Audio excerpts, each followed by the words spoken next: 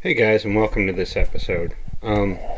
Today's episode is entitled Love Tells the Truth, Even When the Truth is Painful. So, the biblical aspect I want to get into, it comes from John chapter 4 and,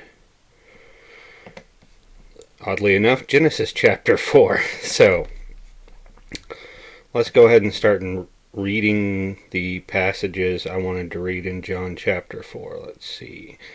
Here we go.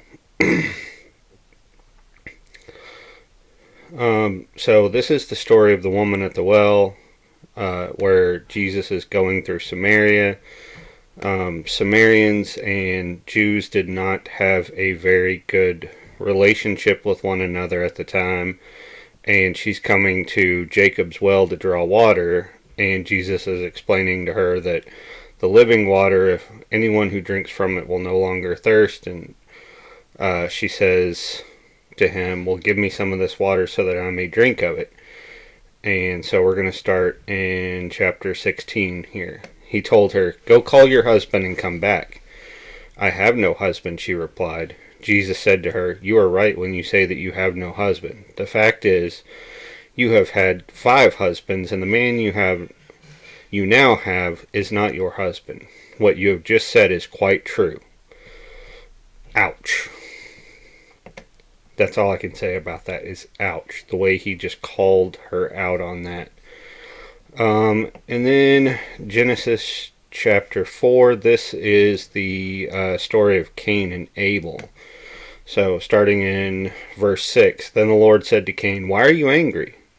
Why is your face downcast? If you do what is right, will you not be accepted? But if you do what is not right, sin is crouching at your door. It desires to have you, but you must rule over it.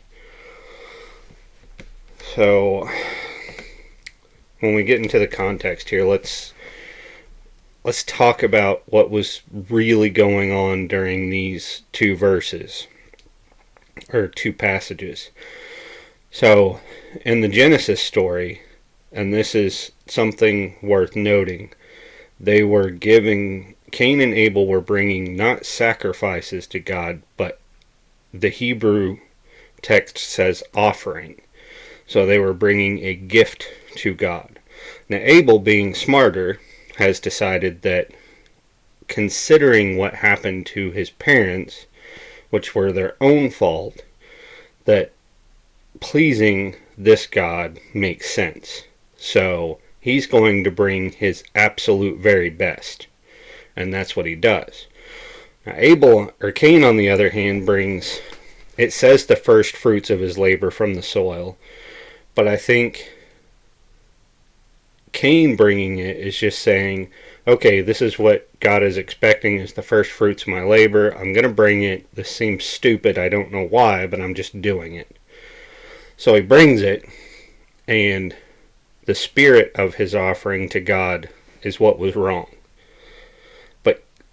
Cain doesn't see it that way. Other translations say, why has your countenance failed? Or, why has your countenance fell? And we see that Cain is angry with God because God didn't accept his gift. Which, then God tells him the truth of the matter, which is like, look, buddy, this is your fault. Like, you brought this on yourself. And that's God showing love to Cain at that point by telling him, look, you got to turn this thing around, otherwise it's not going to end so well for you. And that's the story we see in the unnamed woman at the well. The context of that being, Jesus is telling this woman, like, you know, I wouldn't say she was a woman of ill repute, but the fact is that she had had 5 husbands, and the man that she was living with was not her husband. Now, in a secular humanist society, you might say, oh yeah, that's no big deal, but then it would have been a major deal. And for Jesus to call her out on that was pretty massive.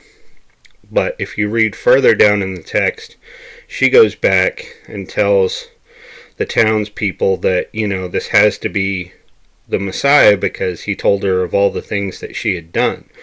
So it made such an impact on her that she brings people from the town back to the well, and Jesus preaches there, and many people are converted.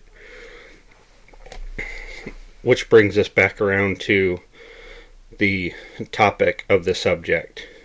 It's like, even when the truth is painful, like it was for Cain and for this woman, it's still worth saying. Love tells the truth, even when the truth is painful. Because to tell a lie might be easier, but you don't truly love someone if you're willing to lie to them, and you're not showing them love by telling them lies. At least not the kind of love that God or Jesus would expect from you. Alright, that's all I have, folks. Thanks.